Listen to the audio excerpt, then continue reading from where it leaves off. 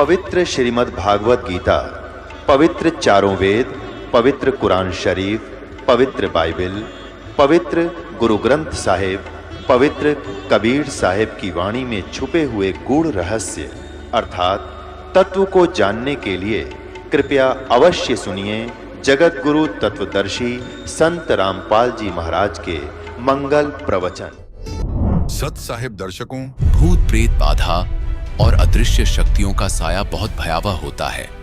कुछ लोग ऐसी चीजों पर विश्वास नहीं करते, जिसके ऊपर ये साया मंडरा रहा हो वही इसे बेहतर समझ सकता है। राजगढ़ मध्य प्रदेश के रहने वाले बाबूलाल जी के परिवार पर भी यही संकट था। इनकी पत्नी 25 वर्ष से भूत प्रेत बाधा से परेशान थी। इसके समाधान के लिए इन्होंने हिंदू समाज में प्रचलित सभी पूजा साधना की और यहाँ तक कि इतनी श्रद्धा थी कि इन्हें शिवजी और माता दुर्गा के दर्शन भी हुआ करते थी। परंतु दुख की बात तो ये है कि इससे भी इन्हें कोई राहत नहीं मिली। लेकिन बाबूलाल जी के दुख का सिलसिला यूं ही नहीं चलता रहा।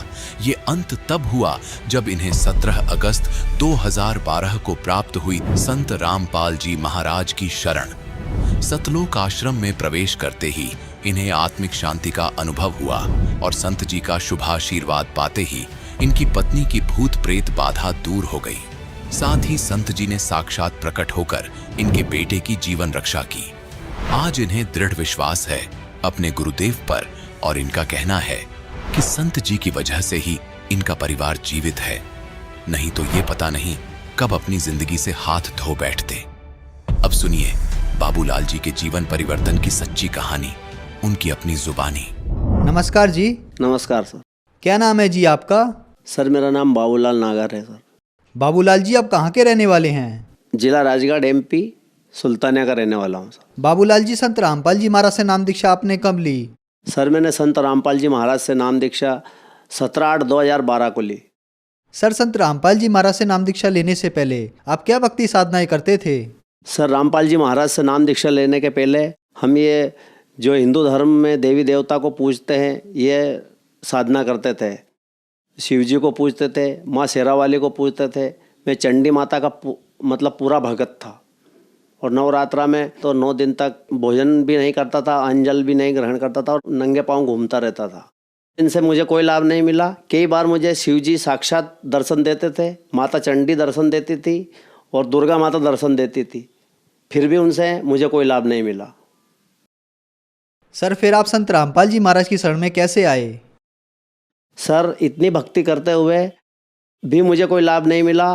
फिर मैंने सोचा कि इस जीने से तो मरना ही ठीक है। ऐसा सोचकर मैं विचार कर रहा था कि हमारे गांव में एक भगत है, तो उसने मुझे संत रामपाल जी महाराज की एक पुस्तक दी कि मतलब ये पुस्तक पढ़ और इसमें जो तेरी धर्मपत्नी को जो दुख है वो संत रामपाल जी महाराज से जो नाम दीक्षा ले लेगी तो ठीक हो जाएगी के। तो मैंने कहा इनसे नाम दीक्षा कैसे लेंगे? तो कि इस पुस्तक को पढ़ फिर सोचेंगे के। तो मैंने कहा ठीक है भाई। तो मेरी पत्नी को क्या है, भूत प्रेत की भयंकर बाधा थी। तो मैं उस पत्नी को भूत प्रेत की बाधा के चक्कर में चारों दिशाओं में जितने भी देवी देवता है उन सभी जगह ले जा चुका था और मैंने 3 मोटरसाइकिल चला के तोड़ के लोहे में बेच दी है। लेकिन कहीं से भी कोई देव देवता से मुझे कोई लाभ नहीं मिला। वो देवी देवता के यहाँ ले जाता था तो क्या देवता बोल देते थे ठीक हो जाएगी, या तो फिर वो देवी देवता उस दिन आते नहीं थे। यात्रा करने जाता था तो आते नहीं थे और आते थे तो बोल देते थे कि चल ठीक हो जाएगी, और ठीक हो जाती थी तो 2-4 दिन ठीक होती, वापस वैसी हो जाती थी। तो फिर मैंने सोचा कि इससे तो ये तो ठीक होने वाली नहीं है। फिर मैंने कहा हनुमान जी से कि हनुमान जी या तो इस पत्नी को ठीक कर दे या फिर इसको मार दे। तो हनुमान जी से भी कुछ नहीं हुआ। फिर मैंने वो पुस्तक पढ़ी तो मैंने सोचा कि क्यों ना सारी दुनिया के देवी देवता कर ही लिए, अब एक बार और संत रामपाल जी महाराज की शरण में जाके और देख लेते हैं, नहीं तो फिर मरेगी तो मर जाएगी। तो फिर मैं 3-4 जनों को मैंने गांव में से इकट्ठा किया। उनसे बोला, मैंने कहा भाई मुझे इतना दुख है तो क्या एक काम कर रहा तुम आप सब मेरे साथ चलो, मैं आप सभी का किराया भाड़ा दूंगा। तो उनने बोला कि नहीं भाई भाई भाड़ा मत दे, चल तू भी चलता है तो रामपाल जी महाराज के यहाँ, तो हम भी चलते हैं रामपाल जी महाराज के यहाँ, उनसे नाम दीक्षा लेंगे। तो मैंने कहा चलो भाई। तो फिर हम रामपाल जी महाराज को ढूंढने के लिए उस ज्ञान गंगा पुस्तक को लेकर, उसमें पीछे नक्शा बना हुआ है, उस पुस्तक में जो नक्शा बना हुआ था उस पुस्तक के नक्शे से हम हिसार हरियाणा गए। फिर वहाँ जाकर हमने संत रामपाल जी महाराज के आश्रम में जाकर देखा तो ऐसा लगा वहाँ तो जाते से ही मुझे इतनी शांति हो गई कि हो सकता है यहाँ अपनी पत्नी का दुख दूर हो जाए। फिर मैंने मालिक से मतलब रामपाल जी महाराज से नाम दीक्षा ली और नाम दीक्षा लेकर मैं घर आया। तो फिर मैंने अपनी पत्नी को बताया कि मैं वहाँ रामपाल जी महाराज के यहाँ नाम दीक्षा लेकर आया हूँ, तू भी चल वहाँ नाम दीक्षा ले और तेरा भी भूत प्रेत की बाधा दूर हो जाएगी। उसको 25 साल से भूत प्रेत की बाधा थी, तो उसने बोला कि चलो ठीक है, एक बार रामपाल जी महाराज की शरण में भी जाके देख लेते, नहीं तो फिर मेरा मरना तो तय है। फिर मैंने उसको सतलोक आश्रम ले गया और फिर मैंने उसको वहाँ श्री रामपाल जी महाराज की शरण में ले जाकर नाम दीक्षा दिलाई। सर, आपने बताया कि आप सभी देवी देवताओं के पास जा चुके थे, आपने सभी तरह की पूजाएं की। 25 साल से भूत प्रेत की समस्या थी, आप 25 साल से बहुत ज़्यादा दुखी थे, जो कि एक बहुत बड़ी बात है। लास्ट में आपको कहीं से लाभ नहीं मिला, तो फिर आपने सोचा कि अब संत रामपाल जी महाराज की शरण में जाया जाए, अगर परेशानियां ठीक होती हैं तो ठीक है, नहीं तो मेरा मरना तय है। फिर आपने संत रामपाल जी महाराज से नाम दीक्षा ली, तो क्या आपकी परेशानियां ठीक हुई जिनसे आप 25 साल से परेशान थे? जी हाँ सर, संत रामपाल जी महाराज से मुझे नाम दीक्षा लेने के बाद इतना लाभ हुआ कि मेरी भगतमती मतलब जो मेरी धर्म पत्नी है, जब मैंने उसको संत रामपाल जी महाराज के सतलोक आश्रम में नाम दीक्षा दिलाई तो नाम दीक्षा संत रामपाल जी महाराज ने सिर्फ मात्र उनके सिर पर हाथ ही रखा था। जो 25 साल से भूत प्रेत की बाधा थी वो एकदम दूर हो गई। मैंने उसको चारों दिशाओं में जिसने जहाँ बोला वहाँ ले गया, कहीं से भी ठीक नहीं हुई थी, जो संत रामपाल जी महाराज के सतलोक आश्रम में जाकर ठीक हो गई। फिर उसके बाद मैंने सोचा कि जब अपनी पत्नी ठीक हो गई तो क्यों ना हम पूरे परिवार वाले ही संत रामपाल जी महाराज की शरण में जाकर सुख प्राप्त करें। तो फिर मैंने सोचा कि अपनी बालिका को भी नाम दीक्षा दिलाएं, तो उसने उसको भी नाम दीक्षा दिलाई। फिर मेरा एक लड़का है, उसको नाम दीक्षा दिलाने का कहा तो उसने बोला कि पापा साहब मैं नाम दीक्षा नहीं लूँ, आपको ही कल्याण कराना है तो आप ही कराइए, मुझे नहीं करवाना है कल्याण। तो फिर मैंने संत रामपाल जी महाराज से प्रार्थना लगाई कि परमात्मा ये नाम दीक्षा नहीं ले रहा है तो क्या करूं। तो संत रामपाल जी महाराज ने बोला कि बेटा धीरे धीरे सब ठीक हो जाएगा, वो भी नाम दीक्षा ले लेगा। तो फिर ऐसे चलते चलते 1 साल हो गया। फिर मैंने उसको बोला कि भाई नाम दीक्षा ले ले संत रामपाल जी महाराज से, तेरी मम्मी कितनी मतलब परेशान थी जो ठीक हो गई। तो वो लड़ने लग गए मुझसे और ऐसा करते करते क्या होगा, थोड़ी माथापच्ची हो गई। माथापच्ची होने में क्या हुआ कि वो घर से भाग गया। तो घर से भाग गया तो उसको 6 दिन हो गए घर से भागे, फिर भी मैंने उसकी सुध नहीं ली। जब मैंने सोचा कि जब मेरे संत रामपाल जी महाराज का कहना ही नहीं मान रहा है तो फिर मैंने सोचा कि चल मेरी तरफ से तू मर जा, वही ठीक है। तो फिर एक रात मुझे सपना आया, संत रामपाल जी महाराज ने कहा बेटा तेरा बालक तो मर गया है क्या। तो फिर मैंने कहा कि अब क्या करूं मालिक मैं। तो फिर मैंने उस टाइम क्या हुआ कि 24 घंटे में प्रार्थना का जवाब आता था, तो कि तू प्रार्थना लगा। तो फिर मैंने संत रामपाल जी महाराज के यहाँ प्रार्थना लगाई तो 24 घंटे में जवाब आया। तो संत रामपाल जी महाराज ने कहा बेटा वो मरा नहीं है, मैं उसको ढूंढकर तेरे घर 4 दिन के अंदर ला दूंगा। मैंने कहा ठीक है परमात्मा। तो फिर मैंने उसके दोस्तों से सभी जगह फ़ोन लगाया तो कोई ने भी नहीं बोला कि हमारे पास आया है। तो फिर क्या हुआ, फ़ोन लगते लगते उसने ही उसके दोस्त के पास फ़ोन लगाया कि मैं यहाँ गुजरात में आ गया हूँ। तो उसके दोस्त ने सर मुझे बोला कि भाई साहब कि वो तो गुजरात में है के। तो फिर मैंने बोला कि गुजरात में है तो उसके पास तो फ़ोन में बैलेंस भी नहीं है और फ़ोन भी ख़राब है जो डिस्चार्ज है। तो क्या मेरे पास दूसरे नंबर से फ़ोन आया था कि। तो मैंने कहा भाई मुझे वो नंबर बता। तो उसने मुझे नंबर बताया। तो फिर मैंने वो नंबर लगाए तो वो नंबर संत रामपाल जी महाराज के ही थे।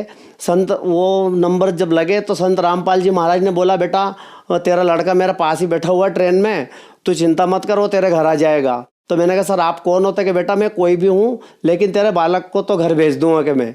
तो मैंने कहा ठीक है सर आपका नाम बताइए। तो बेटा तुझे नाम से क्या करना, मैं तो तेरे बालक को तेरे घर ला के छोड़ दूंगा कि। मैंने कहा ठीक है सर आप कोई भी हो लेकिन वो घर आ जाना चाहिए। तो कि बेटा घर आ जाएगा। तो सर वो फिर क्या है कि वो 4 दिन के अंदर ही वो अपने घर आ गया। और घर आने के बाद फिर भी उसको मैंने बोला कि भाई आप तो नाम दीक्षा ले ले। तो क्या ठीक है देखा जाएगा पापा साहब देखा जाएगा। फिर एक दिन क्या हुआ कि वो जंगल में अपने मतलब मैं किसान हूँ तो क्या एक बार खेत में सो रहा था कुएं पे। मैंने कहा भाई तू आज मोटर चलाने चला जा, मैं घर ही रह जाता हूँ।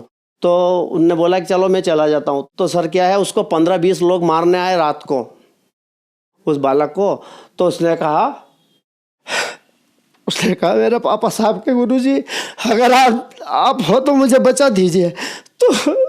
तो सर क्या हुआ कि उधर से वो तो 15-20 थे, तो रामपाल जी महाराज उसका सामने खड़े हो गए, बेटा चिंता मत कर, मैं हूँ तेरे साथ, तेरे पापा साहब का गुरु जी, तुझे कोई नहीं मार सकता है। तो सर क्या हुआ कि वो जो 15-20 लोग आए थे ना, वो रामपाल जी महाराज को देखकर ऐसा भाग गए जो आज तक भी उसको कभी नहीं दिखाई दिया। फिर उसने दूसरे दिन बोला, पापा साहब मैं आपके गुरु जी आए थे मुझे बचाने के लिए, मुझे 20 आदमी मारने आए थे, तो कि मुझे नाम दीक्षा दिला दो। तो मैंने कहा भाई ठीक है, नरसिंहगढ़ गांधीधाम जा और नाम दीक्षा लेके अपने घर आ।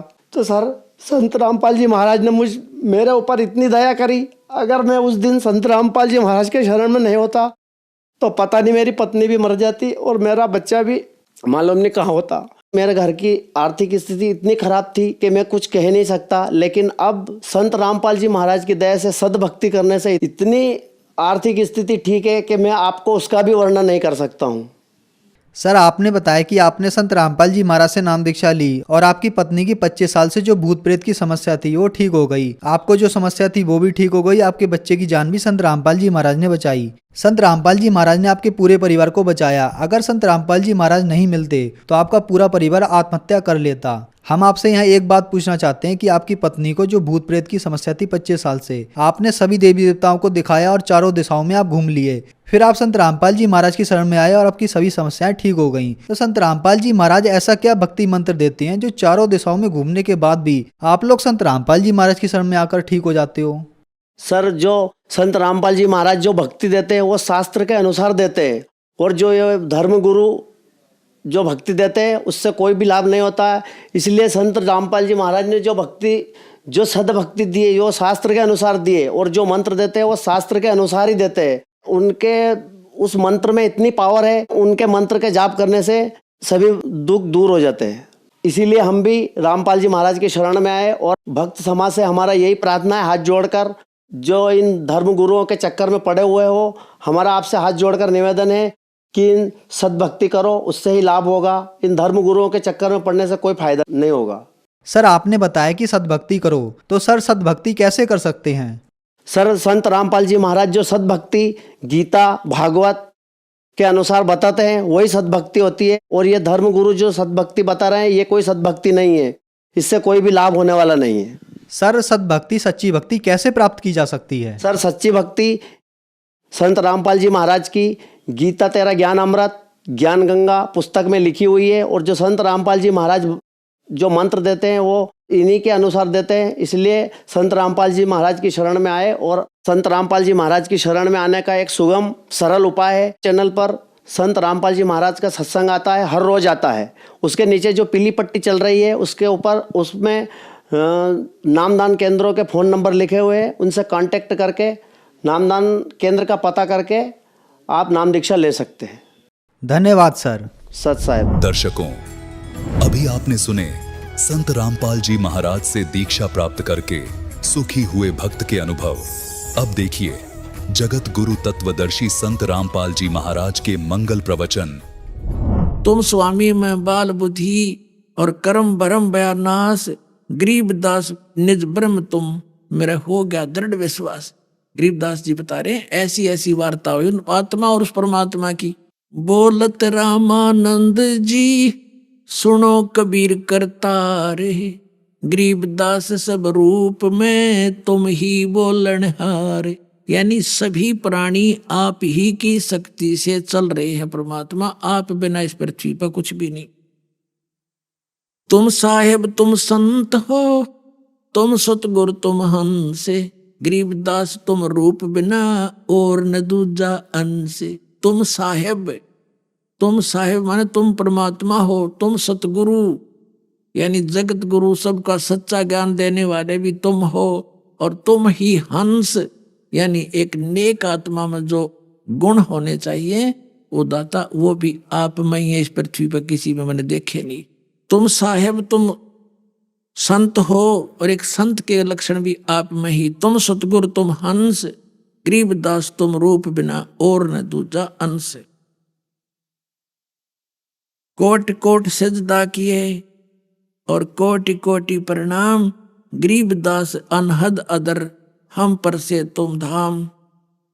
सुन बेसुन से तुम परे, सुन विसुनु से परे भी आप ही हो, और उर से उरे हमरे तीर, और यहाँ से उरली ओढ़ तुम मेरे पास बैठे हो।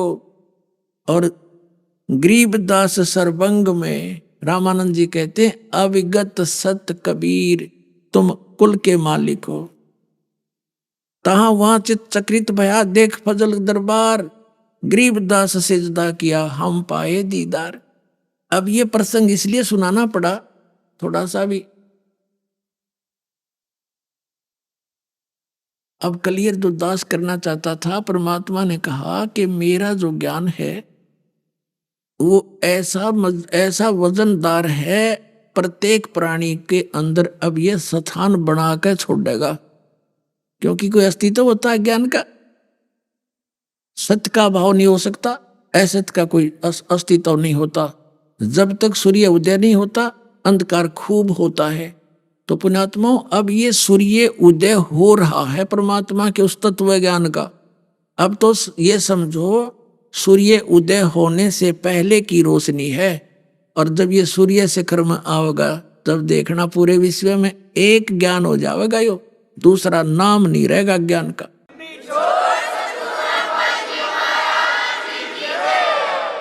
कबीर साहब ने कहा है कि और ज्ञान सब ज्ञानड़ी, जैसे लाल के तुलना में लालड़ी, और ज्ञान सब ज्ञानड़ी, कबीर ज्ञान सो ज्ञान, और जैसे गोला तोब का इब करता चला मैदान। एक समय जैसे प्रसंग जो चल रहा है उसी पर आते हैं। एक रामानंद जी के पास एक ब्राह्मण गृहस्थी, वो समाधान के लिए आया। सारा कुछ होगी ज्ञान, लेकिन वो एक पुण्यात्माओं, किसी ने कोई आरती घोट रखी है, जैसे चतुर्वेदी कहलाते थे, चारों वेदों को कंठस्थ कर लेते थे, उन पता कुछ नहीं था इसमें क्या लिख रखा है। तो ऐसे एक ब्राह्मण आ गया घना दुखी, और उसको रामानंद जी ने कई बार जंतर मंत्र बता लिए थे, कोई लाभ होया नहीं। तो रामानंद जी कहने लगे, भाई बच्चा ब्राह्मण, ये तो तेरी प्रारब्ध का भोग है, अंतिम सांस तक तेरे भोग्य पार पड़ेगी, इसका कोई विकल्प नहीं। तब कबीर साहब ने कहा, स्वामी जी, क्योंकि एक रामानंद जी ने कहा था कि बेट परमात्मा, अब आप मैं आपको शेष कैसे कहूँ। तब परमेश्वर ने कहा था, गुरुदेव स्वामी जी मेरी बात का आज्ञा का पालन कर, नहीं तो आने वाले समय में काल का दाव लग जाएगा। ये कहा करेंगे कबीर साहब ने कौन सा गुरु बनाया था, आप औपचारिकता रूप में गुरु बनाना पड़ेगा, ये नियम बना दिया है मैंने, आप मेरे गुरु बने रहो, लेकिन अब भक्ति यही करो जो दास ने आपको ज्ञान कराया है। तो वो प्रतिज्ञा करा ली परमात्मा ने उनसे, तो शर्मिंदा होकर के उन्हें स्वीकार करना पड़ा। लेकिन परमात्मा ने कहा खड़ा होकर के कि हे गुरुदेव, कबीर साहब बैठे थे वहाँ, रोज आने जाने लगे, बाकी ब्राह्मण दूर हट गए, जो दुखी सुखी आते थे उसके पास, दुखी दाखी आते थे आर्थ टाइप।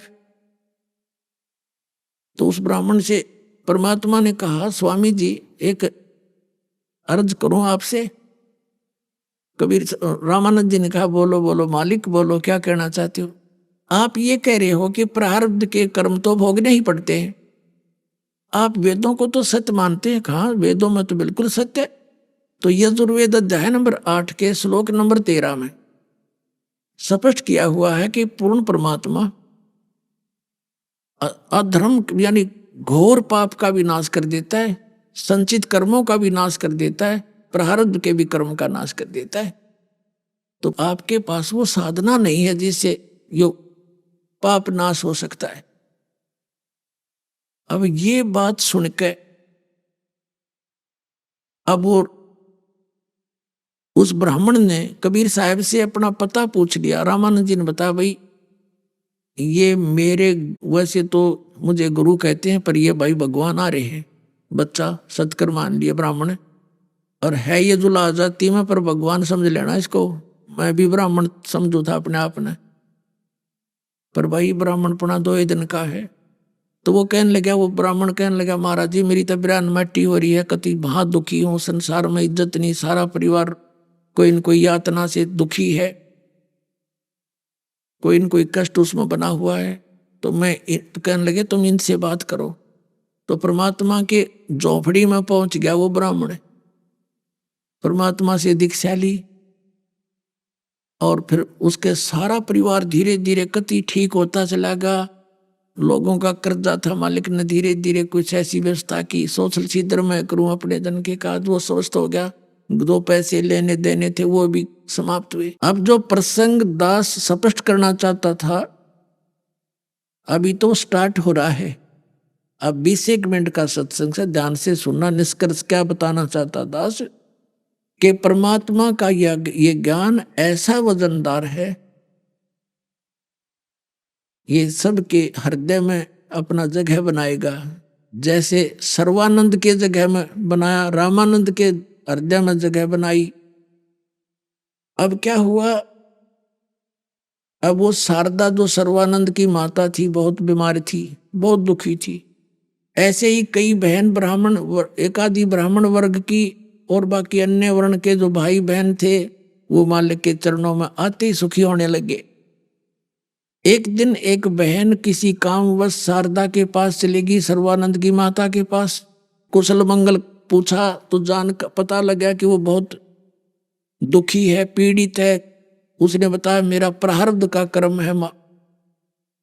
शारदा ने बताया मेरा ये प्रारब्ध का कर्म है और मैंने बहुत जंतर मंतर करा लिए, कोई आराम नहीं हुआ। वो परमात्मा कबीर जी की शिष्या वो बेटी कहने लगी, ब्राह्मणी बात सुन मेरी, इस पृथ्वी पर परमात्मा आए हैं, लाभ उठा ले और दीक्षा ले, उससे नाम ले ले, तेरा रोग ठीक हो जाएगा। मैं बहुत दुखी थी, मैं भी सब जगह घूम ली थी, सब ने यही कह दिया था कि तेने भोगना ही पड़ेगा, तेरे कर्म में लिख रखा है।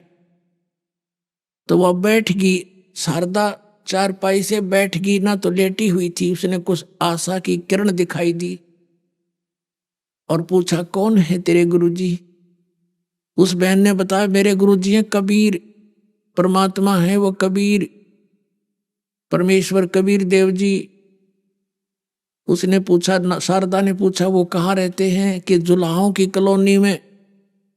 तो उसने ब्राह्मणी ने कहा क्या वो धानक है? हाँ धानक है, जुलाहा है, लेकिन जात ना पूछो संत की, पूछ लीजिए ज्ञान, मोल करो तलवार का, पड़ी रहने दो म्यान। पर पंडितानी वापस लेट गई। अब तू अपना काम करे, मेरी बेइज्जती करवाएगी। एक दानक का नाम लूं जो लाए थे, तन नाश कर दिया मेरी इज्जत का, जिक्र भी ना करना मेरे सामने।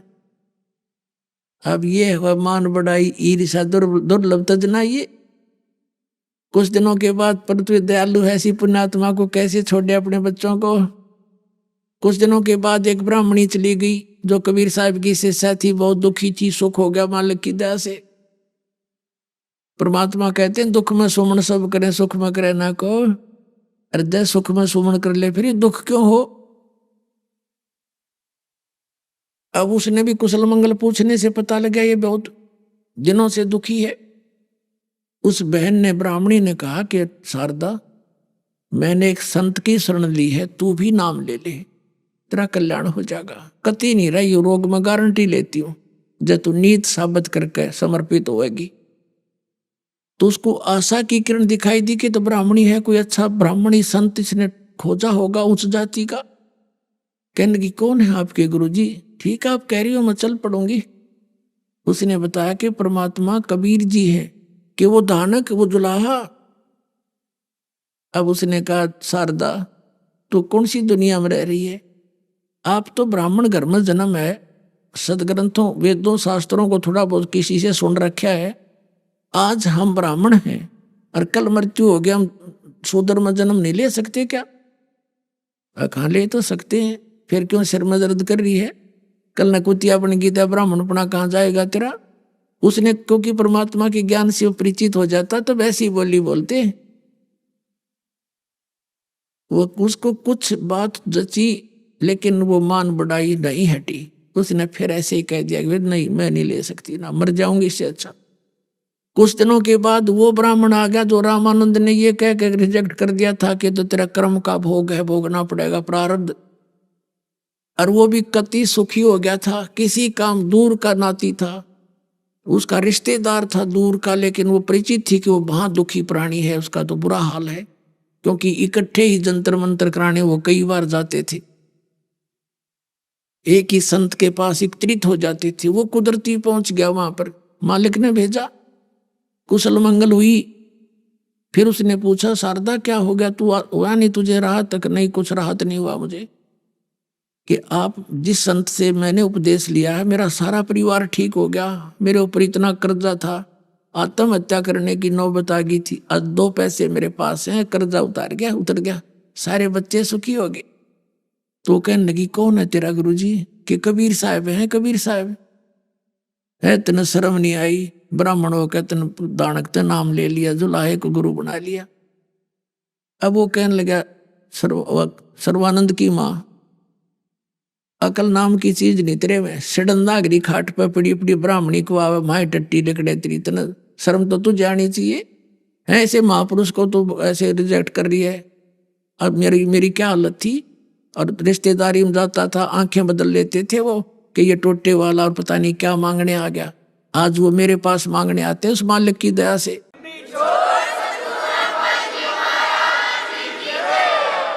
और फिर ना मानना तो बाढ़ में जा, उठ कर चल पड़ा, मैं नहीं आऊंगा नालायक तेरे घर पास के बाद, कहें भली माने बुरी आए परीक्षा नीच। वो नाराज सा होकर उठ गया। अब वो विवश कर दी मां, लेकिन अपनी बच्ची, अपनी बेटी अपनी शरण में लेने के लिए, को पुण्यात्मा होती है उनके साथ परमात्मा ऐसे ही करता, उसको शरण में लेकर छोड़ता है। सोचल सीधर मैं करूं अपने जन के काज। अब उसको विवश होना पड़ा इस बात पर विचार करने के लिए, सचमुच क्या कि ब्राह्मणी क्या हाल होया पड़ा मेरा, समय पर खाया जाता ना पिया जाता, क्या हालत हो रही है। तो उसने मन में यूं सोच ली कि यहीं आसपास कहीं कभी सत्संग होगा उस महापुरुष का, तो मैं परीक्षा लूंगी, अपना बेस बदल यानी ऐसे मुंह छुपा के जाऊंगी, और उसके आशीर्वाद से मैं ठीक होगी, तब गुरु बना लूंगी। अब वो भी दया बख्श दी दाता ने, वही उसी की कॉलोनी में एक गरीब के यहाँ सत्संग कर दिया। वो संदेशा देने जाते हैं, न्योता देने कि हमारे यहाँ निमंत्रण देने जाते हैं, सत्संग होगा, यो सभी के जाते हैं। परमात्मा ने कह रखा, तुम कह के अवश्य आना, ना होगा उसका दुर्भाग्य होगा, तुम उलाने में नहीं रहोगी। तो वो सब के कहते आसपास के। तो उसको पता चला सर्वानंद की माँ शारदा को कि आज वो यहीं आगे हैं, और रात न जाऊंगी, रात का सत्संग करते थे। ऊपर पर्दा, पहले पर्दा सिस्टम था ही हिंदुओं में। अब पहले क्या करते थे, एक जोत लगा करते थे देसी घी की, और वही दीपक का काम भी करती थी, हवन यज्ञ का काम भी करती थी। तो छोटी सी टमटमाती रोशनी होती थी, सभी श्रोता जा रहे थे, आशीर्वाद ले रहे थे, बहन एक तरफ भाई एक तरफ बैठ रहे थे। यह ऐसे 50-100 व्यक्तियों के एकत्रित होने का स्थान था। तो सर्वानंद की माँ शारदा भी मुंह ढक कर पल्ला करके और कर रहे थे, ऐसे लाइन में लग गई। अब धीरे धीरे जाके तक बैठ कर आशीर्वाद लूंगी, आशीर्वाद से ठीक होगी तो मान लूंगी, ना तो ना मानू। देख कि साहब क्या कैसा मन है हमारा, कैसी सोच है। परमात्मा कहते हैं वो भी काम कर देता हूं मैं। उसके सिर पे हाथ रखा और कहा, सर्वानंद की माँ आज दानक के पास क्यों कराएगी? उसने सोची, अगी तो पहचान दी, मैं पहचान ली, ये तो सचमुच भगवान है। और हाथ रखते ही वह स्वस्थ होगी। पर्दा एक तरफ कर दिया, चरना में पड़ गई है, भगवान माफ कर दो मुझ पापन को। जैसा सुना था वैसे ही पाए आप तो। ये मेरे दाता गलती होगी, उस नीच को माफ करना, मैंने बहुत बुरा भला कहा आपके बारे में। अब बैठ जाए, सत्संग और सुन ले थोड़ी सी। वह बैठ की कहने लगी, परमात्मा ने कहा, ये झाड़ा ना समझना, ये तुझे शरण में लेने के लिए तेरा रोग काटा है। पहले कांटा निकाला तेरा जूता, अब जूता पहन लिए, कदे फिर ने सोचा और भी कांटे लग सकते हैं, नाम ले ले चुप करके। नाम लूंगी जी। पूरा सत्संग सुनाया परमात्मा ने, ब्रह्मा विष्णु महेश की सतीथि बताई।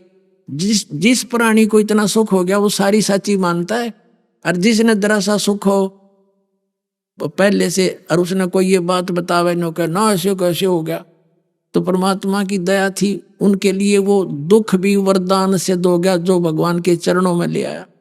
परमात्मा कहते हैं इसे सुख के माथे पत्थर पड़ो जो नाम हृदय ते जावे, और बलिहारी उस दुख के जो पल पल नाम रटावे।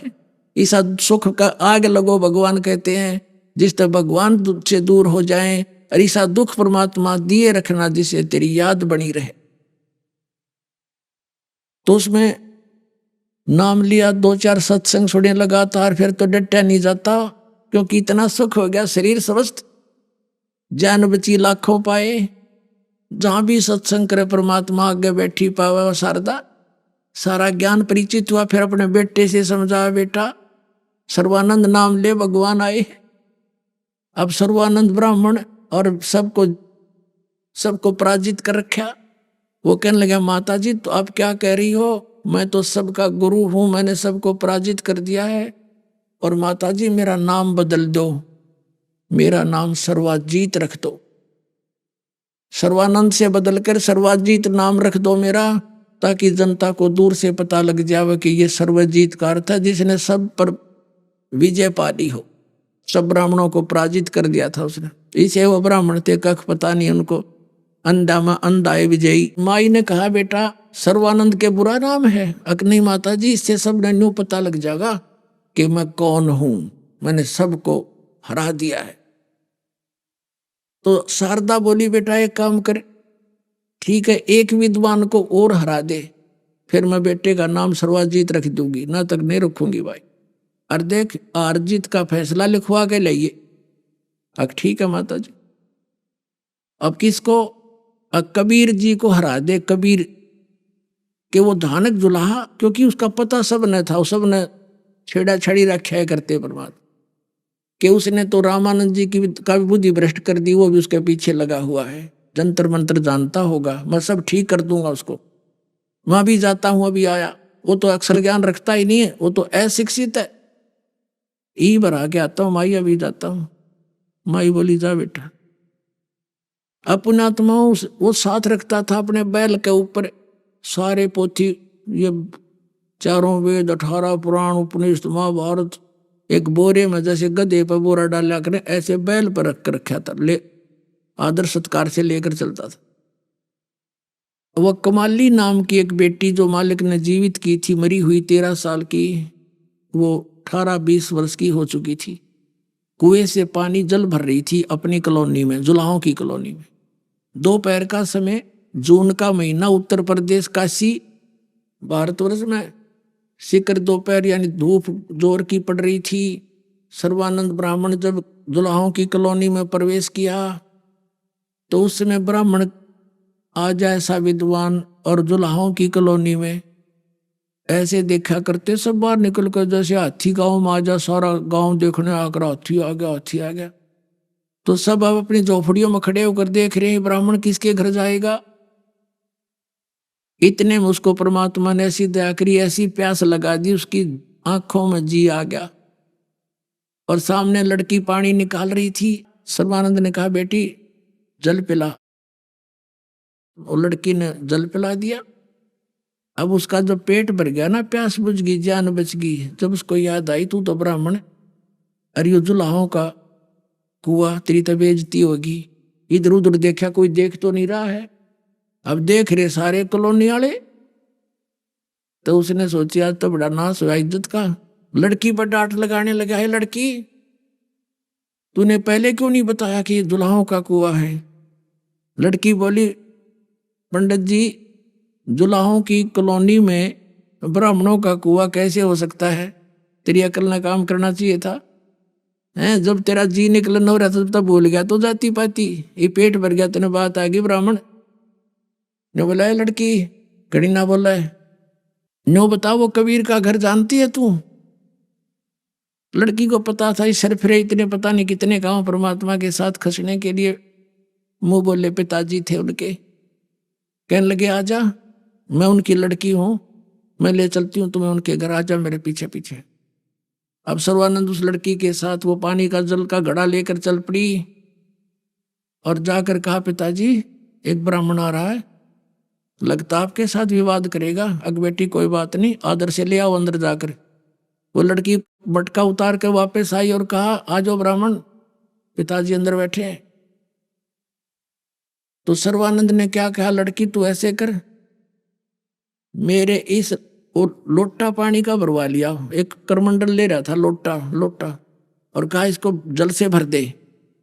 उसने देख लिया भ्रष्ट काम हो लिया, कोई बात नहीं, कहने लगी बेला भर दे इसको ऊपर पूरा, और डाल दे, कति और फ्लो करा दिया कि उसमें एक बूंद पानी पड़े तो बाहर निकल जा, और कहा ले इस लोटे को कबीर को दे दे, और इसका क्या उत्तर दे वो मुझे बताना। वह लड़की लेकर उस, और कहना ध्यान करना जल गिरे नहीं, वो लड़की धीरे धीरे पकड़ कर लेगी, पिताजी लिए लोटा दिया उसने पानी का भर के। अब परमात्मा के पास एक मोटी सुई रखी थी लोहे की कील सी, वह उठा कर उस लोटे में डाल दी। अब बेटा जाए लोटा वापस दिया उसको एज इट इज, वह वापस आ गई। लो गुरुजी, ले ब्राह्मण पंडित जी ले लो अपना लोटा। क्या जवाब दिया तेरे पिताजी ने, कि पिताजी ने तो इसमें एक सुई डाल ली है लोहे की, और कोई उत्तर ना दिया।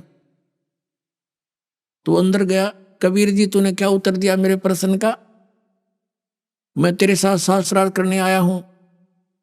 परमात्मा ने कहा आपका प्रश्न क्या था, कि मेरा प्रश्न ये था कि मैं ज्ञान से ऐसे परिपूर्ण हूं जैसे ये लोटा जल से, और मैंने पूरे विद्वानों को पराजित कर दिया है। मेरी माँ ने एक शर्त रखी है, मैं तुझे पराजित करूं तब मैं उससे उनसे अपना सर्वजीत नाम रखवा पाऊंगा। तो मैं तुझे ये वो दिखाना चाहता हूं, प्रमाण किया है कि मैं और ज्ञान में मैं और फलो हूं, तेरा ज्ञान मेरे अंदर समाएगा नहीं, तो अपनी हारी लिख देना वक़्त से। मेरा उत्तर सुन दे क्या है, कबीर साहब ने कहा मेरा ज्ञान ऐसा वजनदार है जैसे तेरे जल के लोटे में या सुई डाल दी, तेरा जल बाहर निकल गया या तली में जाकर बैठ गई इसके, तो मेरा ज्ञान ऐसा तेरी छाती में बैठ जाएगा, तेरे ज्ञान ने बाहर डाल देगा।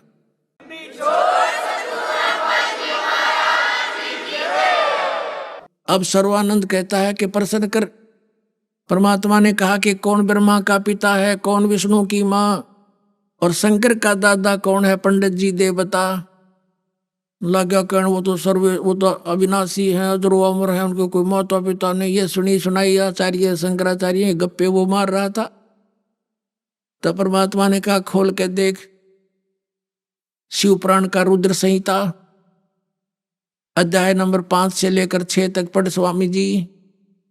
अब उन्होंने निकाल कर जब देखी, और उसी समय जुलाहों की कॉलोनी के सारे जुलाहे इकट्ठे हो गए। और यह खास बात होती है, घर का जोगी जोगड़ा, बाहर का जोगी सिद्ध, सारे नो सोचे थे आयु कबीर गणा विद्वान पाक रहा है, आज भी ब्राह्मण इसने कति हरा के जाओगा। वो सारे इसलिए इकट्ठे हो गए और बैठे बैठे सुने सारी वार्ता। अब उसने देख लिया, पढ़ भी ली। फिर परमात्मा ने कहा कि इसमें देखना, तीसरे सकंद के अंदर 5वें अध्याय में विष्णु जी स्वयं स्वीकार करते हैं कि मेरा ब्रह्मा और शंकर का तो जन्म मृत्यु होता है, अविनाशी नहीं है। वह भी खोल कर देखी, सारा ठीक। झूठ बोलता है, ऐसा नहीं लिखा, वो लग गया और कुछ सुना, यानी उसको याद कर रखे थे उसने, वेदों का पूरा एक चैप्टर सुना दिया, और संस्कृत बोलता ही रहा। अब श्रोता जो बैठे थे जुलाहे, उनको पता नहीं ये पंडित जी बोल के रहा है, और सब ने के वाह सर्वानंद, वाह सर्वानंद, वाह सर्वानंद। अब सब ने हथेली पीट दी, सर्वानंद जीत गया, कबीर जी हरा दिए। तो परमात्मा बोले भाई ठीक है सर्वानंद, तू जीत गया, हम हार गए। अपना आत्माओं, ये तो ऐसी स्थिति होगी जैसे एक बार एक किसान का लड़का 6ठी कक्षा में पढ़ा करता, पहले 6ठी कक्षा से ही लगा करती थी अंग्रेजी पढ़ने लग गया करते बच्चे हमारे टाइम में। तो वो 1-2 वर्ष 7वीं 8वीं कक्षा में होगा, उसने कुछ इंग्लिश पढ़ता था अंग्रेजी, तो अंग्रेजी में बोलता था अपना ऐसे, और सीख ली याद करने के लिए बच्चा अंग्रेजी में बोलता रहता था। पिताजी ने नो सोचा तेरा बेटा भी पक्का अंग्रेज हो लिया। एक दिन खेतों में जा रहे थे, संडे के दिन, गाड़ी में बैठे हुए पिता पुत्र, आगे से एक अंग्रेज ऑफिसर आ गया कार के अंदर। उसने गाड़ी से उतरकर कहा भी अंग्रेजी में, उसने पूछा मैंने उस गांव में जाना है, अंग्रेजी में बोल रहा था, को रास्ता पूछा। तो किसान ने कहा बेटा यो अंग्रेज घृणा नु दिखावा, मैं अंग्रेजी जानता हूँ, सुना देने। तू भी जानता अंग्रेजी? कहाँ जानता हूँ पिताजी। उसने सिक लीव सुना दी। To the headmaster I beg to say that I cannot come to school, please grant me 1 day leave. अब उसने माथे माथ मारा। उस अंग्रेज ने मैं पूछ रहा हूँ गाँव का रास्ता, सुनावे सिक लीव। अगाचे मूर्ख तो पाड़ा पड़ा, उठ कर चल पड़ा, गाड़ी लेकर चल पड़ा। पिता ने कमर थपथपाई, वाह बेटा वाह, तना अंग्रेज हरा दिया, आज मेरी जीवन सफल कर दिया मेरे बेटे ने। तो पुत्र कहने लगा पिताजी अभी तो माई बेस्ट फ्रेंड और याद था, जब वो सुन लो तो गाड़ी छोड़कर भाग जाता ये। तो पुण्यात्मा परमात्मा पूछ रहे थे ब्रह्मा विष्णु महेश के माता पिता, बता पंडित जी सुनावे सिक लीव। तब आखिर में भगवान ने बोले भाई ठीक है, उद्देश्य क्या है तेरा? तो जीत गया ना, सबने थेड़ी पीट दी, ताली पीट दी, तू विजयी हो गया, जा अपने घर ने, बोला से नहीं जाने वाला, लिख कर दे दे। अगर भाई लिख ले, मैं तो शिक्षित हूं, लिख ले पंडित जी, लिख ले तू अपने आप, मैं अंगूठा ला दूंगा। सर्वानंद ने लिख लिया। शास्त्रार्थ में कबीर जी पराजित हुए, सर्वानंद विजयी हुए, परमात्मा ने अंगूठा लगा दिया, ले भाई ठीक, जा पीछा छोड़। अब जाके अपनी माँ से कहने लगा माता जी देख, जाते हार गया मेरे सामने, उसकी क्या अस्तित्व था। उसकी माँ ने कहा बेटा फिर पढ़ के सुना जो तू लिखवा के लाया है। वो लगा पढ़ के सुनाने। उसमें क्या लिखा पाया कि शास्त्रार्थ में सर्वानंद हार गया, कबीर साहब जीत गए।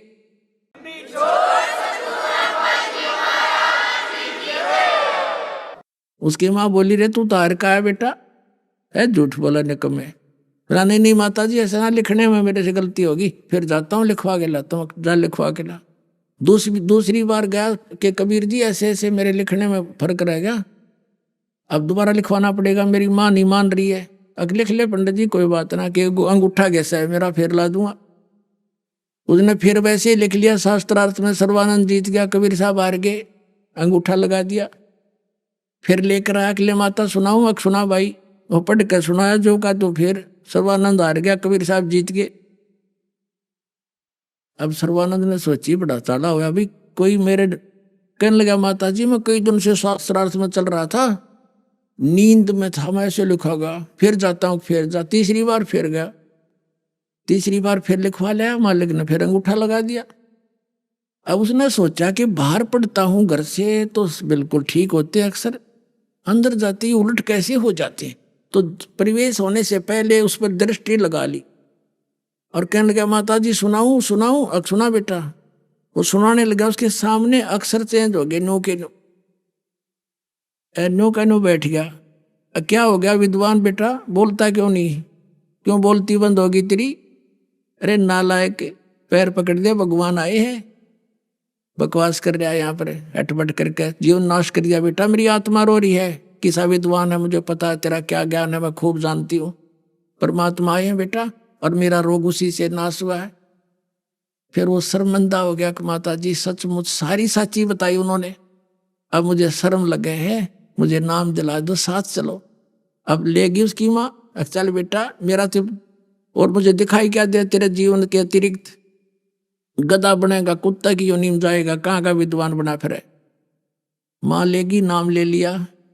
फिर उस सर्वानंद तक कोई बात करे नहीं, जाते घेर दिया। परमात्मा बोले पढ़ा रहे बेटा, कल्याण हो जाएगा, बाढ़ में जाओ या जाते।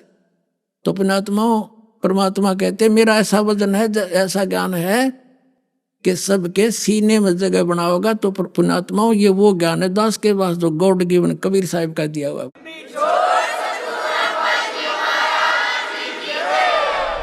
अभी आपने सुने संत रामपाल जी महाराज के मंगल प्रवचन। आइए अब सुनते हैं संत रामपाल जी महाराज से नाम दीक्षा लेकर सतभक्ति करके अद्भुत लाभ प्राप्त करने वाले अनुयायी के विचार। दर्शकों, यह कहानी अल्मोड़ा जिले के सूरत सिंह जी की है, जिन्होंने 43 साल हंसादेश पंथ में बिताने के बाद संत रामपाल जी महाराज से नाम दीक्षा ली और अपने जीवन में अद्भुत बदलाव का अनुभव किया। पहले सूरत सिंह जी हनुमान जी की पूजा और अन्य देवी देवताओं की भक्ति में लगे रहते थे, लेकिन उन्हें कोई लाभ नहीं मिला जब संत रामपाल जी महाराज के एक भक्त ने सूर्य सिंह जी को संत रामपाल जी महाराज द्वारा लिखित पवित्र पुस्तक ज्ञान गंगा दी, तो सूर्य सिंह जी के पैरों के नीचे की जमीन खिसक गई। ज्ञान गंगा पुस्तक पढ़ने के बाद उन्हें भक्ति का सच्चा मार्ग मिला। सूर्य सिंह जी बताते हैं कि सबसे बड़ा लाभ उनको तब मिला जब इन्होंने संत रामपाल जी महाराज के सत्संग और शास्त्र प्रमाणित विधि से भक्ति प्रारंभ की। उस भक्ति से उनका पूरा परिवार सुखी हुआ तथा पूरे परिवार को शारीरिक और मानसिक संतुष्टि भी प्राप्त हुई। अब सुनिए सूर सिंह जी की कहानी उन्हीं की जुबानी। सर नमस्कार। सर साहेब। सर क्या शुभ नाम है आपका? सूर सिंह दास। सर कहाँ से आए हैं आप? अल्मोड़ा जिला शर्ट क्षेत्र से।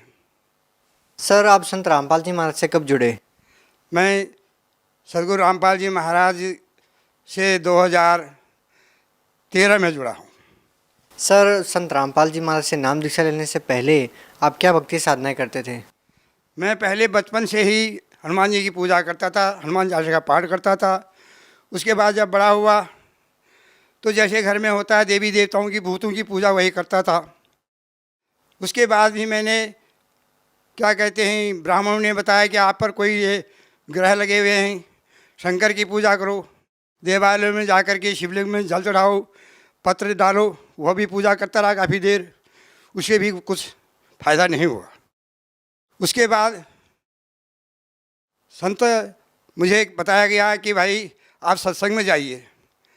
तो मैं हंसादेश जो सतपाल महाराज का एक वो चलता है, संस्था चलता है, वहाँ गया।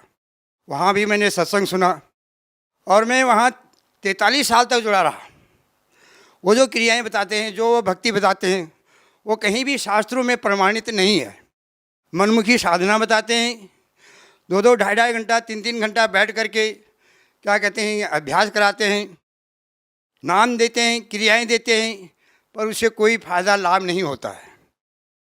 फिर उसके बाद मुझे कोई शांति नहीं हुई। मेरे मन के अंदर किसी प्रकार का यह नहीं हुआ कि मैं भक्ति कर रहा हूँ। मन में तो सोचता था कि भक्ति कर रहा हूँ, परंतु मैं हर प्रकार से दुखी रहता था, परेशान रहता था। आर्थिक तरह से, शारीरिक तौर पर से, पारिवारिक तौर से मैं परेशान रहता था।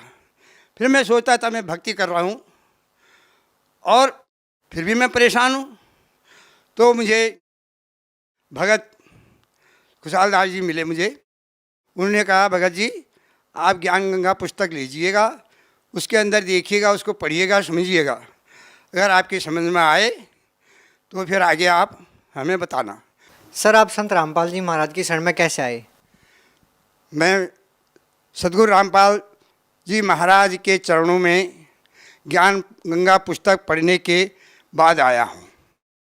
और मैंने वो ज्ञान गंगा जब पुस्तक पढ़ी, पहले तो मुझे कुछ अटपटा सा लगा, परंतु जब ध्यान से उसको बार बार देखा, उसके अंदर भगत जी ने बताया था कि इस चैनल में प्रोग्राम आता है, वो भी देखता रहा।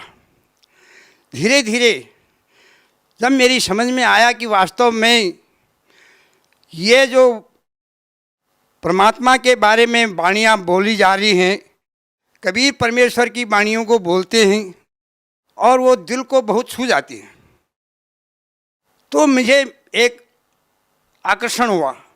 मैं उसको रोज़ देखता रहा, रोज़ सुनता रहा सत्संग को, प्रोग्राम को। फिर मैंने प्रार्थना की भगत जी से, खुशहाल दास जी से कि मुझे आप गुरु जी की शरण में ले चलिए। फिर उन्होंने मुझे कहा कि आप चलिए एक दिन। फिर मैं श्री सदगुरु रामपाल जी महाराज के जो सतलोक आश्रम, वहाँ जा कर के पहले तो मेरी वैसी ही कल्पना थी, शायद जहाँ जैसे हर जगह आश्रमों में जाते हैं वैसे ही होगा। परंतु वहाँ जाते ही मैंने जब गेट पर देखा, वहाँ के भक्तों का भाव देखा, प्रेम देखा, तो मेरे मन में ये तसल्ली होगी वास्तव में मैं सही जगह पर पहुँच गया हूँ। जब अंदर जा कर के मैंने ये सोचा था कि शायद मैं देखूँगा कि कैसा है, क्योंकि मैं इतने साल वहाँ सतपाल महाराज के वहाँ गया तो वहाँ अलग अलग प्रकार का, अलग अलग ढंग से वो होता था। कहीं पर लाइन अलग है, किसी की लाइन अलग है। मैं ये सोचता था यहाँ भी ऐसे ही होगा, परंतु वहाँ जा कर के जब देखा तो वहाँ जा कर के तो मेरा मन परमात्मा के चरणों में बहुत ही वो हो गया। मैंने कहा वास्तव में मैं सही जगह पर पहुँच गया हूँ। मेरा इतना जीवन बेकार गया आज तक, इतना जीवन मैंने सारा बेकार कर दिया भगवान के नाम पर। फिर मैंने भगत जी वहाँ जा कर के भगत से कहा कि मैंने नामदान लेना है। सर आपने हंसा देश में कितने साल तक भक्ति की? मैंने वहाँ मैं करीब 43 या 44 साल वहाँ रहा उस संस्था के अंदर, और उनका हर प्रकार से जैसा वहाँ प्रोग्राम होता था वहाँ जाता रहता था, सेवा भी करता था, परंतु मुझे कोई लाभ नहीं हुआ वहाँ का। मेरे मन में कोई संतुष्टि नहीं हुई, क्योंकि वो जो भक्ति बताते थे, जब बाद में हमने सत्संग सुना, जब देखा कि कोई प्रमाणित है ही नहीं, वो नाम जो देते हैं, जो वो क्रियाएँ बताते हैं, वो किसी शास्त्र में प्रमाणित है ही नहीं। तो इसलिए वो मेरा वहाँ से जो है मन हट गया। फिर मैंने वहाँ जाना ही बंद कर दिया। जब से मैंने ज्ञान गंगा पुस्तक पढ़ी और चैनल पर सद्गुरु श्री रामपाल जी महाराज का प्रोग्राम देखा, तब से तो मैंने वो बिल्कुल ही साधना छोड़ दी। फिर मेरा बस एक ही था कि कब मैं परमात्मा से नाम लूँ, मुझे सत्य नाम जो है जिसके बारे में शास्त्रों में बताया गया है, वो सत्य नाम का बोध कैसे हो। तो यही लगन थी मेरे अंदर। तो मैं वहाँ जब गया, मुझे नामदान मिला। वास्तव में तब मुझे पता चला, क्योंकि पहले ये शंकाएँ थी। लोग कहते थे कि जो लोग वहाँ जाते हैं वो देवी देवताओं की भक्ति नहीं करते, परंतु वहाँ जाने के बाद ही मुझे वास्तव में पता लगा कि वहाँ तो देवी देवताओं की वास्तविक भक्ति बताई जाती है। तो इसी तरह से मैं वहाँ भक्ति परमात्मा के चरणों में लगा। सर संत रामपाल जी महाराज से नाम दीक्षा लेने के बाद आपको क्या लाभ मिले? सबसे पहला लाभ तो मुझे यह मिला कि जो मनुष्य जीवन हमें मिला हुआ है, ये परमात्मा की भक्ति के लिए मिला हुआ है, लौक 84 के बंधन को काटने के लिए मिला हुआ है। तो सबसे प्रथम सबसे बड़ा लाभ मुझे वहाँ भक्ति मिली और मेरे मन को शांति मिली। ये संसार की जो भटकना है, कोई कहीं भाग रहा है, कोई कहीं भाग रहा है, कोई क्या कहते तीर्थों में भ्रमण कर रहा है, अनेक प्रकार के भ्रमित हो रहे हैं लोग। मुझे उन भ्रमणाओं से बचा दिया। सबसे पहला लाभ तो मुझे ये हुआ। और दूसरा लाभ, मुझे सद्भक्ति मिली और मुझे शारीरिक सुख मिला, मेरे मन में संतुष्टि हुई। सबसे बड़ा जो धन है संतोष का, वो मिले मुझे। और परमात्मा की तरफ से सब लाभ हैं। मेरा परिवार सुखी है, मैं सुखी हूँ, मेरे बच्चे सुखी हैं, और कोई मुझे ज़्यादा कोई इच्छा नहीं, क्योंकि परमात्मा ने दे रखा है। सर पहले आप हंसा देश पंथ से जुड़े हुए थे, अब आपने संत रामपाल जी महाराज से नाम दीक्षा ले ली है। सर ऐसा कहा जाता है कि गुरु नहीं बदलना चाहिए, गुरु बदलना पाप होता है। सर क्या कहना चाहेंगे? कहा गया है कि गुरु करिए 10 और 5, जब तक गुरु ना मिले साचा। दत्तात्रेय ने बताते 24 गुरु किए थे, जबकि एक गुरु करने के बाद उनको अगर संतुष्टि नहीं हुई, जैसे एक वैद्य के द्वारा हमारा इलाज नहीं होता है, तो हम अन्य डॉक्टर वैद्यों के खोज करते हैं, जहाँ से हमारी बीमारी ठीक होती है। इसी प्रकार से जो हमारे अंदर एक जीव के अंदर जन्म मरण का रोग लगा हुआ है, जो उस बीमारी को काटे, सद्गुरु वैद्य वचन विश्वास है नहीं, संयम यौन विषय का आशा। ये तो जो हमारे अंदर जो जन्म और मरण का जो जीव के अंदर रोग लगा हुआ, उसको सद्गुरु ही काटते हैं। और श्री संत रामपाल जी महाराज वो दवाई देते हैं, वो नाम देते हैं, वो विधि बताते हैं, जिसके द्वारा यह जीव जन्म मरण के बंधन से मुक्त हो सकता है। सर जहाँ से पहले आप जुड़े हुए थे हंसा देश पंथ से, और अब आपने संत रामपाल जी महाराज से नाम दीक्षा ली है, तो सर हंसा देश पंथ और संत रामपाल जी महाराज के ज्ञान में आपको क्या भिन्नता मिली? पूरी भिन्नता ही है, क्योंकि हंसा देश के अंदर कोई शास्त्र का प्रमाण नहीं है, और श्री तत्वदर्शी संत सद्गुरु रामपाल जी महाराज जो भी ज्ञान देते हैं, वो सारे शास्त्र प्रमाणित ज्ञान देते हैं। इसीलिए यह ज्ञान सबसे उत्तम ज्ञान है। और हंसा देश के अंदर तो केवल एक परंपरा चली हुई है, वहाँ सच्चा ज्ञान नहीं है, कोई शास्त्रों का कोई आधार नहीं है। सर संत रामपाल जी महाराज से जुड़ने से पहले क्या आप किसी प्रकार का कोई नशा करते थे? हाँ, मैं पहले बीड़ी पीता था, सिगरेट पीता था, तंबाकू पीता था, कभी कभी किसी के संगत में बैठ करके शराब का भी सेवन करता था और मांस का भी भक्षण करता था। मैं इंसान नहीं था, मैं उस समय दानव था, मानव नहीं था, मैं दानव था। और जब मैं सद्गुरु रामपाल जी महाराज की शरण में आया, तब से मेरे ये सारे नशे छूट गए, अपने आप ही छूट गए। घृणा हो गई मुझे। मैं अब इनकी संगत में जो आदमी रहता है, जो इनका सेवन करता है, मैं उससे कोसों दूर हो जाता हूँ। फिर सर ये आप में इतना बदलाव कैसे आया? पहले आप बहुत सारा नशा करते थे, आपने एकदम नशा छोड़ दिया और अब आपको इन चीज़ों से इतनी नफरत हो गई है कि जो व्यक्ति नशा करते हैं उनसे भी आप दूर बैठते हैं, उनके बीच में भी नहीं बैठते। सर ये बदलाव कैसे आया? मैं तो इसको परमात्मा का चमत्कार मानता हूँ और जो वो नामदान देते हैं उसका प्रभाव मानता हूँ। क्योंकि वैसे तो बहुत कुछ बार सोचा कि ये नहीं करना है, वैसा नहीं करना है, परंतु मैं छोड़ नहीं पाया। परंतु जब से नामदान लिया, तब से उस नाम की शक्ति है या गुरु महाराज जी का चमत्कार है, और स्वयं उससे घृणा हो गई। सर अमूमन देखा जाता है कि जो नशे के आदी जो लोग होते हैं वो नशा नहीं छोड़ पाते हैं। सरकार भी इसके लिए बहुत सारी योजनाएं चलाती है, नशा मुक्ति केंद्र खोले जाते हैं, लेकिन उसके बावजूद भी लोगों का नशा नहीं छूटता है। सर आखिर संत रामपाल जी महाराज ऐसा क्या ज्ञान देते हैं, ऐसी क्या बातें बताते हैं कि जो श्रद्धालु उनसे जुड़ते हैं वो नशा छोड़ देते हैं? कहा गया है, तरु कोठर में बसे विहंग, तरु काटे मरे न जैसे, साधन करिए विचारहीन तब मन शुद्ध होए ना कैसे। जब साधन ही हम विचारहीन करेंगे, मन हमारा शुद्ध कैसे होगा? क्योंकि ये जो प्रवृत्ति है मन की है, और परमात्मा जो हैं जो मंत्र देते हैं, जो नामदान वो तभी देंगे, उसके अंदर कुछ मर्यादाएं हैं। उन मर्यादाओं का जब पालन करेंगे तभी हम उसका लाभ ले पाएंगे। अगर हम मर्यादाओं को भंग कर देंगे तो उसका जो लाभ है वो हमें नहीं मिलेगा। सर पहले आप हंसादेश पंथ से जुड़े हुए थे, वहाँ पर है कि आपने 44 साल तक उनके द्वारा दी गई भक्ति की, उससे आपको कोई लाभ नहीं मिला। सर जो लोग आज भी हंसादेश पंथ से जुड़े हुए हैं, उन लोगों को सर आप क्या संदेश देना चाहेंगे, उनको क्या कहना चाहेंगे?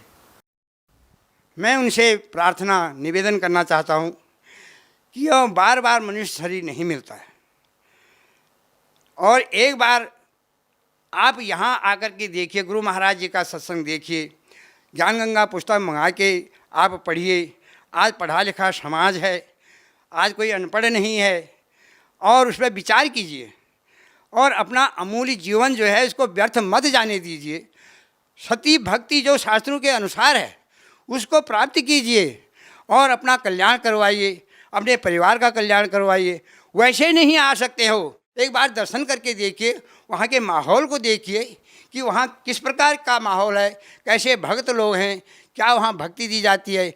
एक बार मैं उनसे प्रार्थना करता हूँ सभी भाई बहनों से कि आप एक बार अवश्य श्री सद्गुरुदेव श्री रामपाल जी महाराज का सत्संग सुनिए और उनसे नामदान लेकर के अपना कल्याण करवाइए। सर आप भगत समाज को क्या संदेश देना चाहते हैं? भगत समाज को तो यही संदेश क्या देना है, मेरी तो प्रार्थना है। मैं संदेश के लायक भी नहीं हूँ, मैं प्रार्थना करता हूँ कि आप ज़रूर इस मानव जीवन का कल्याण करिए, नामदान लीजिएगा और श्री सद्गुरु रामपाल जी महाराज के चरणों में आकर के अपने जीवन को कृतार्थ कीजिएगा और इस मनुष्य जीवन को सार्थक बना करके लौह 84 के बंधन से मुक्ति होने का प्रयास कीजिए। जी बहुत बहुत धन्यवाद आपका। सत साहिब।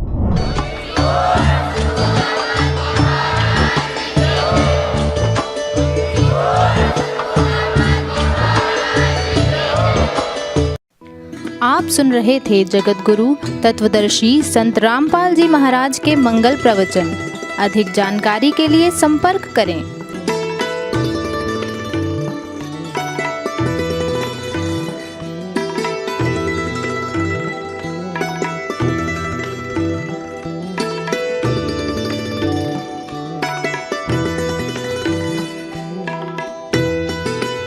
जगत गुरु तत्व तत्वदर्शी संत रामपाल जी महाराज जी के पावन सानिध्य में भक्ति की अलख जगाने तथा श्रद्धालुओं को सत्य भक्ति मार्ग का रास्ता दिखाने हेतु कनाडा के लोकप्रिय channel the TV NRI channel पर जगत गुरु तत्वदर्शी संत रामपाल जी महाराज जी के मंगल प्रवचनों का प्रसारण प्रतिदिन सुबह 7:30 बजे से 8:30 बजे तक तथा रात्रि 7:30 बजे से 8:30 बजे तक किया जा रहा है। इस सत्य भक्ति मार्ग को अपनाने के लिए अधिक से अधिक सत्संग प्रसारण देखें। इस सत्संग प्रवचन का सीधा प्रसारण संत रामपाल जी महाराज लाइव सत्संग YouTube चैनल और जगत गुरु संत रामपाल जी महाराज Facebook पेज पर भी देख सकते हैं।